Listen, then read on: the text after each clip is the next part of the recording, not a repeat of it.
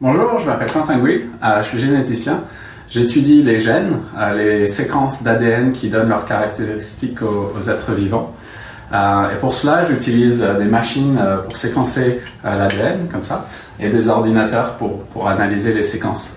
Donc l'ADN, c'est un peu le livre de recettes qui contient toutes les instructions pour construire des êtres vivants. Alors comment faire un muscle, comment faire un cerveau, comment faire une nageoire, ou bien ce qui donne les yeux marrons ou les yeux bleus ou des yeux de mouche. Et donc mon travail, c'est de comprendre comment les organismes sont faits, comment ils tombent malades et comment les soigner en utilisant ces séquençages. Aujourd'hui, je vous propose un défi. On va essayer de comprendre ce qu'il y a dans le surimi.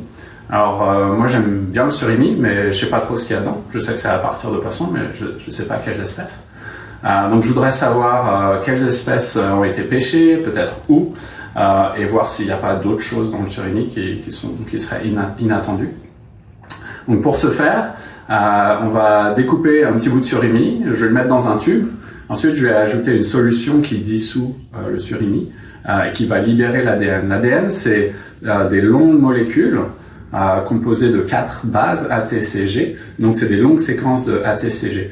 Donc ce séquenceur va nous donner ces séquences et ensuite on peut les comparer à une base de données qui contient des séquences d'ADN de plein d'espèces et voir à quoi ça peut correspondre. Donc par exemple, si on a une séquence qui ressemble beaucoup à une séquence de morue, c'est une bonne indication que dans notre échantillon de surimi, il y avait de la morue.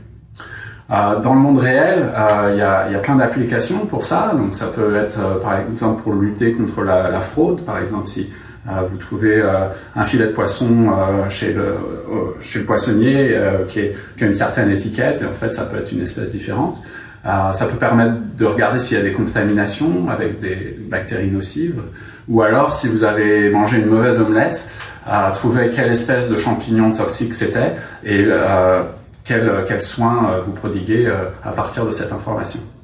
Donc qu'est-ce qu'il y a dans le surimi? Eh bien, à vous de jouer.